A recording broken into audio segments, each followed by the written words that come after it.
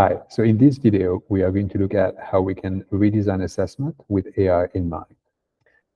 If you are interested in trying any of the strategies or tools in this video and collect data on its impact, then you would qualify for the macro credential that we have developed at ISP and that is available to any educator in the world, not only teachers, but also school administrators.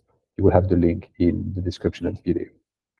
So the first question is, well, why do we need to redesign assessment? Can we just use AI detectors? And as you might be aware, that is not best practice.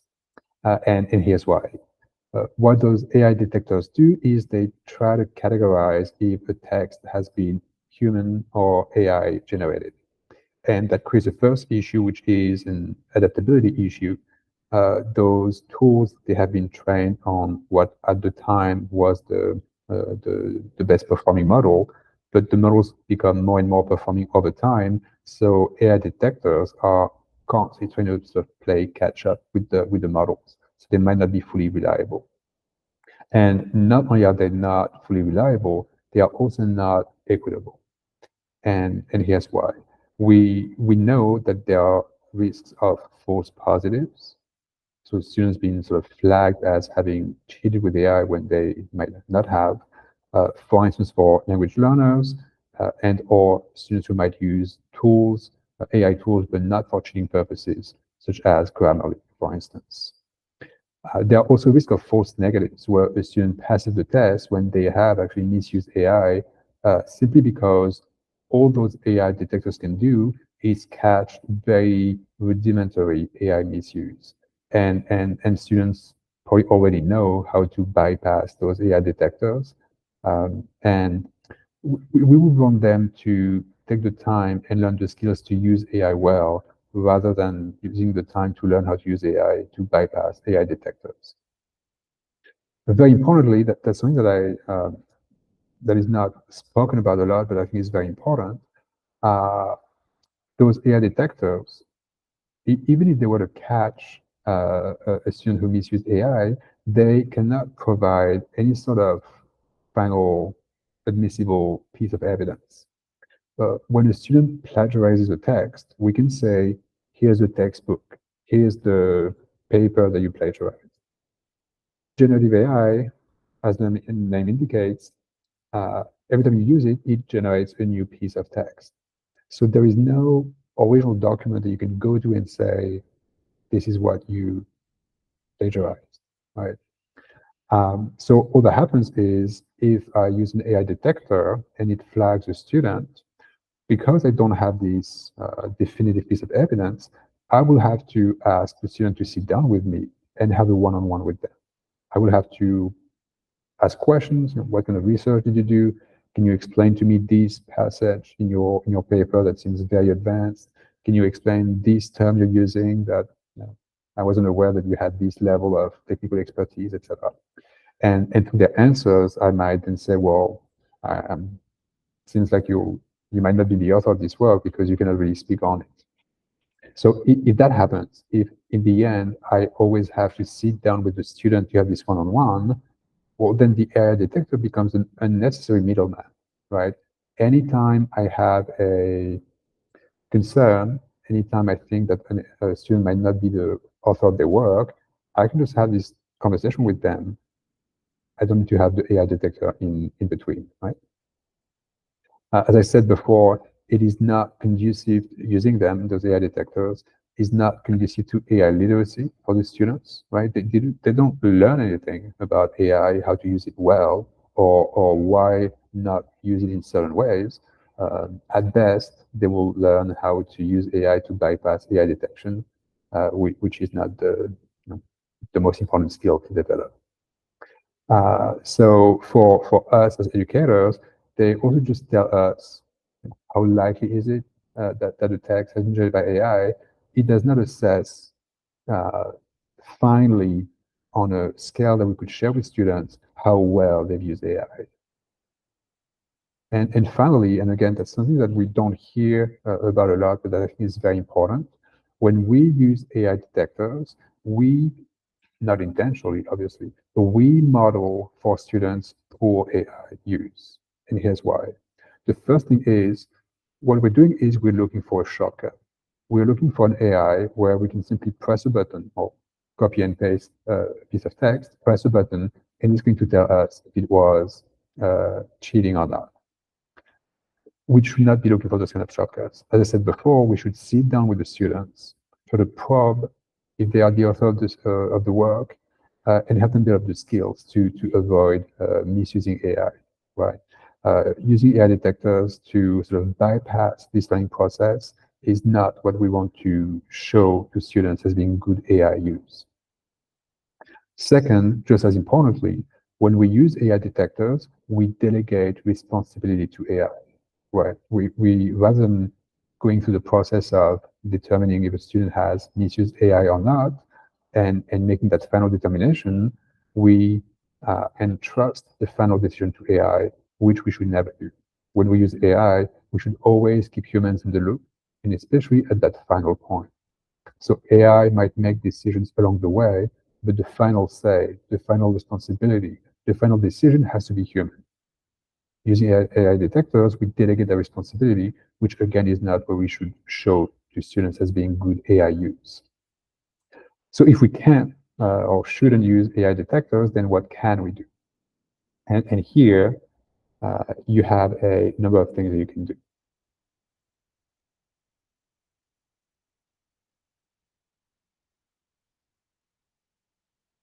So instead of using AI detectors, what we should do is take a step back and think.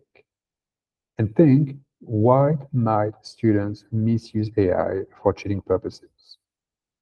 If we can find those reasons, then and the needs behind those reasons, then we can address those needs, make those reasons go away, and make AI misuse much less likely. So you have the a list here, and I will give you in the rest of this video a number of strategies and tools you can use to implement them. So first, students might misuse AI just because they are not clear as to what is appropriate or inappropriate use of AI.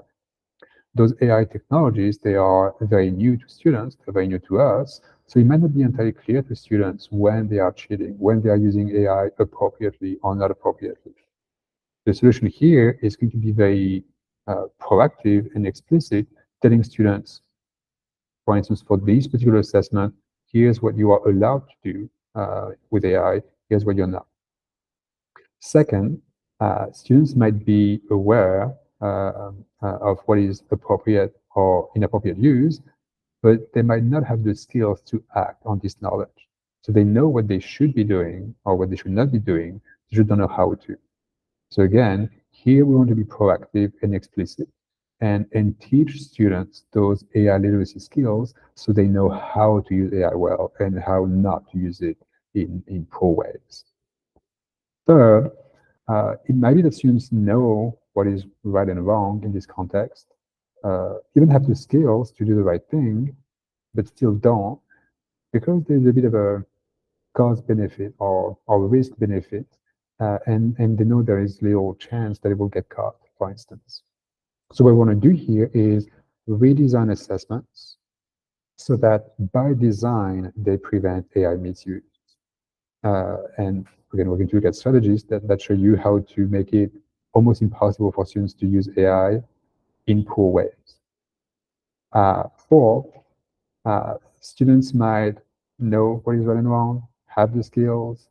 They might know that the assessment calls for no AI use or good AI use, but still misuse AI just because what really is happening here is they struggle to complete the work.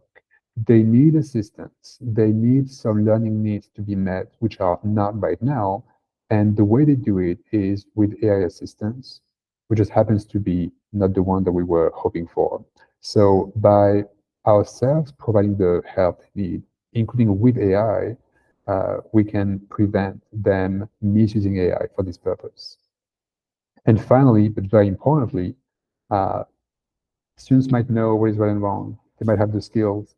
They might know there is a high risk, They might even have all of their learning needs met and still misuse AI just because they don't see the point in the assessment, just because they don't see the point in the learning, just because the motivation is not there. So what is going to be important here is trying to make learning as engaging as possible, again, including with AI. We'll see some strategies and tools in this video. So you have here an example of a sort of a graphic organizer you can use as you go through your assessments and think, how can I redesign them? You have sort of questions on the left side and actions you can take on the right side. So starting with telling students how they are allowed to use AI or not, here's a scale. To my knowledge, the first AI assessment scale comes from a researcher, consultant in Australia, Leon Furse. Since then, many different versions have been created. This one that I propose was actually created fairly early on, and since then, Leon has created a second scale that is closer to this one. I still think this one has benefit because it has two entry points.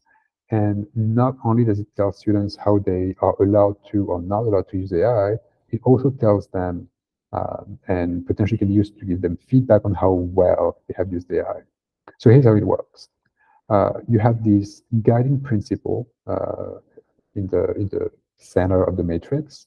And I hope it's helpful for students and for teachers. It says the following. For any assessment, we have specific learning objectives. The golden rule is, as a student, you are allowed to use AI in any way you want, especially if it helps you achieving those learning objectives. What you are not allowed to do is use AI to demonstrate the learning objectives. You can use it as a support, as an assistant to help you get there, but to demonstrate the understanding of the skill, that has to be you. So whatever cognitive operation is required to demonstrate the learning objective, that has to be you. That cannot be AI. So for instance, some assessments would be AI has to be absent. You are not allowed to use AI in any way here. Or maybe you are allowed to use AI only to generate input. So it can give you ideas, you can use it for research purposes, but all the structuring that and writing the final product, that has to be you. Or maybe it's the opposite. Maybe you come up with the inputs, the knowledge, the research, and you use AI to help you create an outline, for instance. Or finally, you might the assessment might be itself about AI and how well you use it, in which case you might simply give instructions and then have AI do everything else. So as an example, if I'm assigning an essay to students, but all I'm really looking for is their capacity to create an outline, that's my learning objective, right? Can they structure their thinking in a clear, concise, and logical way? And I can tell them, because that's the only objective, all the research, all the brainstorming, you can use AI to help you. Even the writing the essay, you are allowed to use AI to help you. But creating the outline, that has to be you, because that's what I'm assessing. So that tells the students how they are allowed to and not allowed to use AI. The horizontal scale tells them how well they should be using AI, and obviously they should be aiming for the right end of the scale. So you can see there are 4 different levels. On the left-hand side would be the worst case scenario, where the student completely misuses AI. The rest of the scale sort of breaks down what it means to misuse AI. And you have 3 things here. One is, am I transparent? So am I transparent with my teacher about the tools that I've used and how I've used them and where in my work they've been used? So transparency. Second, is my use of AI thoughtful? So the inputs that I provide to AI, are they well thought through? And we'll see in the next slide what that means. And finally, what about the outputs? Do I review them? Do I edit them? Do I polish them so that they are exactly what I need and of high quality? So You have here a link to what the IBO recommends for transparent use. Regarding thoughtful inputs, I'm not going to go in detail because you have access to the slides and you can look at the different bullet points. But the basic idea is the following. Giving thoughtful input to AI, so using it thoughtfully, means two things. One, it means students know what tools to use for a specific purpose. And here again, that's an important part of AI literacy. So I would make it part of my class as a school. I would make it part of my curriculum that students learn that, right? If I'm using AI to do research, then maybe Perplexity is a better choice than ChatGPT 3.5. If I'm using AI as a math assistant, maybe Flexi is a better choice than ChatGPT 3.5. We can even teach students how to create their own assistants for specific purposes. For instance, using the Pro platform, you have a link here to a very short tutorial that shows you, and you can share that with students, how to create assistants that have specific knowledge that you provide and are experts in specific tasks. So first, do you know what tool to use for a specific purpose? And second, do you know how to use it? So you have here links to 3 different sets of documents. They come from the major AI providers, so OpenAI for ChatGPT, Google for Gemini, and Anthropic for Claude. And those documents, in those documents, those companies explain the basics of prompt engineering. And basically, they tell you here's how you should structure your prompts to use ChatGPT, Gemini, and Claude to the best of their abilities. The documents, they might seem a little long. If you look for the section about prompt engineering, it's usually fairly short. And if you compare them, you will see that they are actually very consistent. So it seems like the good practices are very consistent across different models. So again, I will make that part of my lesson as a teacher, at least a couple times in the year, and make that part of my curriculum as a school. Make sure students know what are some good practices when we use AI. Same thing for evaluation of outputs. We want to make sure that students are aware that AI has limitations, so it might hallucinate, it might basically provide misinformation. It might be biased. It might, or actually it always has, a limited perspective, which is a little bit different from a bias.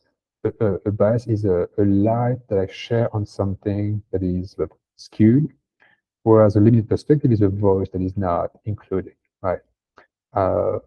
AI models have been trained on data that is expressed in mostly dominant languages.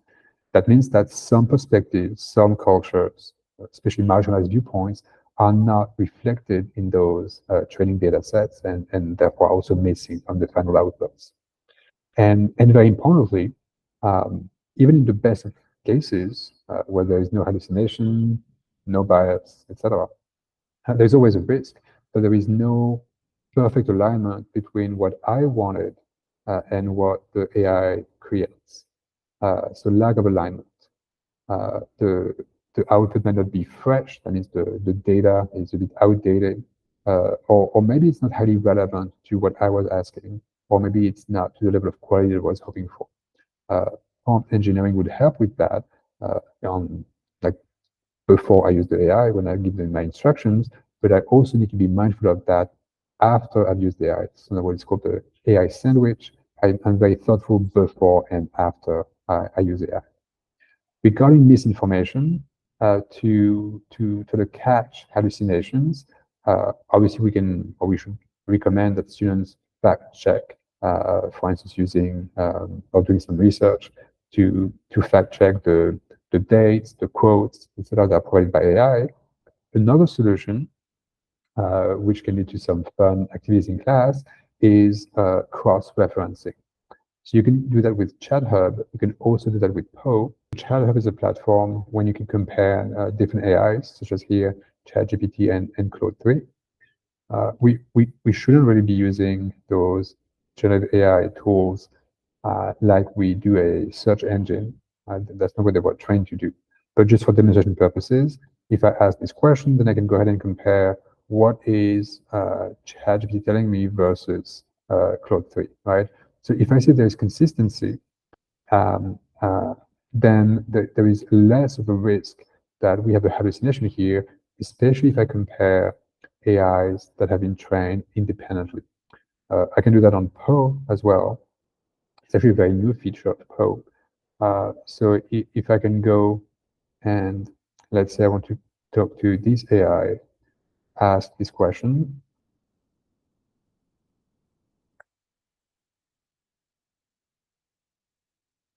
One thing I can do now is compare to other AIs, right? So I have here my answer from Claude 3 Sonnet. Maybe I want to compare with this one, which has access to the web. Or maybe I want to compare with this newly released Llama 3 model, right? Again, because they've been trained independently, then it is unlikely that they will hallucinate the same thing at the same time, right? So if I have consistency, it's an indication that this might be accurate. So we have looked at how we can tell students how to use AI, how not to use it, help them develop some literacy skills. The next question is, how can we redesign assessment to make it very hard for students to misuse AI? And there are a number of things we can do here. So the first thing we can do is use submissions replay. And one tool that does that very well is Brisk Teaching. And they actually have the free tool. There is a paid version, but the free tool is very good. So let me show you one example. Right, I have this document. If I go ahead and ask Brisk to inspect writing, it is going to give me a second-by-second history of the document, where I can see everything that happened. We're going to see everything that was copied and pasted. I can see the different edits. I can see how much time was spent on the document. So it's much more precise than the basic history that you would get from a Google Doc. Also much easier to navigate because I can go ahead and can replay the document, right, minute by minute. So it is not an AI detector, right? But what I can do is tell students, you have, part of the submission is, part of the work is, you have to use the Google Doc to work. You have to show your work there. And if you don't, then I will consider that you have not submitted the work because I want to see all of your thinking process. That makes it very, very difficult for students to misuse AI. Again, there are always ways, but it's a matter of reducing the temptation, right? So that's one example, submission replays. Another one, and you can combine the two, is using oral defenses, so viva voces or one-on-one. If you were to sit down with a student and have them speak on their essay and answer your questions, where you ask, what did you mean by when you wrote this? Where did you find this piece of information, et cetera, et cetera. You can see from their response if they know what they're talking about, if they are the author of the work, if they have the skills and the understanding that are demonstrated in the essay. The problem is it's very hard to scale, but how are you going to find the time every single assessment to sit down with every single student for 10 to 15 minutes? It's very hard to scale. What Sherpa does is it does that for you. So what it is you can see here, you as a student upload your work, and the AI is going to read that work, come up with questions, and then it is going to be a video-based, although you can turn up the video if you want, but it's a voice-based interaction where I actually chat with the AI asking me questions and me sort of demonstrating my understanding and skills as they are represented in my paper. The one way to present that to students is to tell them, once you go on to complete your PhD, you will have to defend your work. So this is the defense of your work, and you will be assessed on the work itself and on your defense. Now, when the AI flags that the student takes long to respond, is not very precise in their answers or doesn't seem to be know what they're talking about, it is going to give you that feedback and tell you you might want to sit down with that particular student because there might be an issue there. Next, we can also decide to redesign our assessments to make the creation process visible.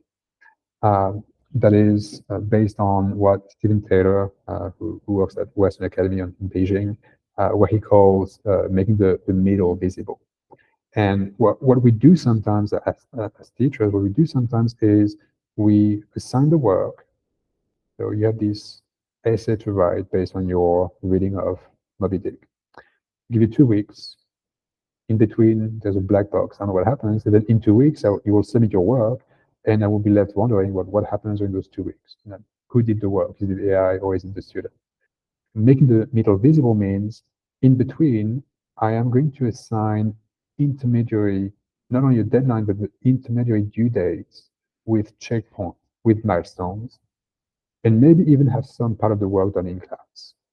So I said before, if my learning objective and what I'm really assessing is creating an outline, then maybe I give you a few days to do your research. Maybe you have a few days to write the essay, and that can be done by yourself or with AI assistance. Doesn't really matter to me. But creating the outline, you will have to do it in class in front of me. Or I will check on the progress of your outline 3 times, and I need to see your progress in class so we can talk about it. So I can see you developing the skills and the understanding that in the end will be reflected in your paper. Another option that I have to do what I just described, but including AI, is to use a platform such as Flint. And so it's one that we are trialing at ISP right now. I also want to show you how easy it is to create an assistant with Flint and how helpful they can be. Now, keep in mind, I do not work for them. There's no revenue sharing in any ways. We actually are again trialing the tools. We do not have a paid subscription yet. So let's say, here, help the student write the essay on Moby Dick by helping them with necessary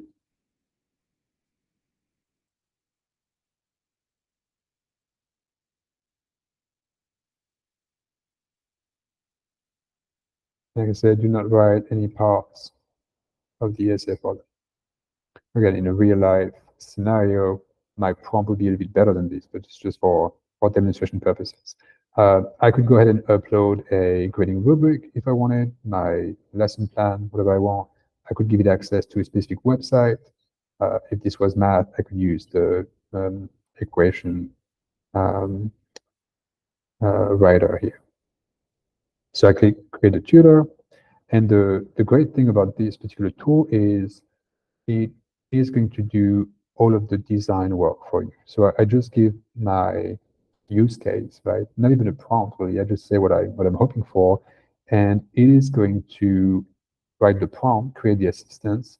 Starting with, it gives me options. It's like, do you want to create this one, or do you want to create this one, or it's going to give you 3 options, right? So let's say that's the one I'm interested in. I could go ahead and change that if I wanted to edit any part of this. So I select one of the assistance that is proposed. Again, it is going to go ahead and write the actual prompt, so the instructions for the bot. It also is going to create a rubric. Again, if I'm not happy with it, I can go ahead and change the wording. I can change that from an A to F scale to a 1 to 7 scale. I could do it here. I could say change to a 1 to 7 IB scale, for instance. And if I wanted, I could say, do not use a rubric, and I could delete all those different boxes here. So it does all of this work for me, but I'm not tied to any of it. I can edit anything I want. And So I can see here the assignment, I can say the duration, I can give a deadline if I want. And as you can see, because it's an essay-based assistant, the interface for the student is going to look very much like a Google Doc, right? So I can tell them, you have to write your essay here. And what the student can do is, so let's say,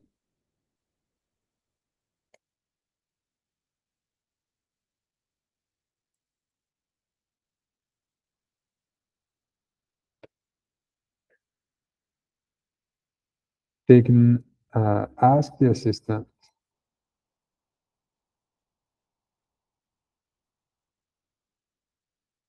for help, right? For assistance, directly where they are doing the work. So what I could do here is tell students, I want you to use AI, right? I'm not going to detect and see if you use it. I want you to use it, but I want you to use it well. So what I'm going to go and do is, you are going to be assessed on the quality of your essay. You are also going to be assessed on how well you took advantage of the AI. As a teacher, you have access to this entire conversation between the student and the AI, so you can see the kind of questions that they asked, how well they use the feedback, how well they interacted with the AI, and that can be part of the assessment, right? Where, for instance, here, did you take advantage of this, or did you not change your poorly worded argument here? And yet another option would be to completely transform our assessments. We might come to think, because those AI tools can now do fairly high level of writing for us, maybe we need to find other forms of assessments. So an example would be, again, this one has been created by Ryan Tannenbaum. Rather than having students write an essay, even with AI assistance, I could sort of flip completely the assessment and say, you are going to be given a piece of writing that has been AI generated. And your task as a student is, you have to critique this AI work. And when you design this AI assistant, you make it flawed by design. So the AI is going to give to the students false information, logical fallacies, etc., etc. And the student will be assessed on, do they catch that? So do they catch that the AI didn't really read Moby Dick because some of their statements are inaccurate. Some of their interpretations just don't really make sense. They don't provide good evidence, etc. You would essentially put the students in your shoes as teachers when you critically evaluate student work. The understanding that students demonstrate of the novel, the skills, like critical thinking, etc., that are assessed remain the same, but instead of being demonstrated through an essay, they are now demonstrated by them critiquing an AI. It also allows you to actually assess very important skills that are harder to assess in an essay, such as pretend that this AI is a real person. Are you appropriate in the way you talk to them? Are you empathetic to the fact that you're talking to a student who actually has not read the novel and is trying their best, etc., etc.? So you can assess some important social emotional skills here. Finally, not finally, but very importantly, we also want students to have all the help they need, including by providing AI assistance. If they have this assistance, there is less of a risk that they will be looking for the easy way out and cheat with AI. So we can create for them or teach them how to create assistance to help them plan the work and manage their time. Do some tutoring, so whether it's giving explanations, giving examples, even giving them exemplars of good answers, or assisting with the process, whether it's brainstorming ideas, creating outlines, providing feedback, etc., etc. Again, you have access to a Poe tutorial to show you how to do that. and to teach students how to do that. Finally, and very importantly, we said it might be that students misuse AI just because the assessment is not really meaningful to them, or even the learning itself is not really meaningful to them. There are many situations where students spend a lot of time and effort in getting better at things, reaching that next level. And if they were given the option to use AI to do it for them, they would not do it. I think of just video games, for instance.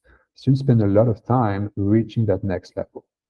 If I was to tell them, here's a cheat code that can get you to the next level without you having to do anything, they wouldn't do it because the whole point is to play the video game. Now, can we replicate in our assessment some of those features? That doesn't mean making the assessment fun necessarily. It doesn't mean that it's going to be akin to a video game in any way, but we know, actually from a psychological theory, from flow theory, what are some features of experiences that create this state where we are tuned in. One is the goal is very clear and relevant. Second, not only is the goal very clear, but I also get constant feedback on how well I'm doing or not doing and how I can improve. And because of that, I experience continuous growth. That is what makes video games so addictive. Not only is the goal very clear, but I also get constant feedback on what I'm doing well, not well. And as I'm getting better over time, I have this experience of growth that keeps me coming back. So one example would be for you to use Ludia, which is a bot that I co-created with Beth Stark, and that can help you make your assessments have a clear purpose for students, make sure it's pitched at the right level of difficulty for each learner, make sure they get the feedback they need to experience growth, and very importantly, we need to use language that reinforces mastery rather than performance orientation.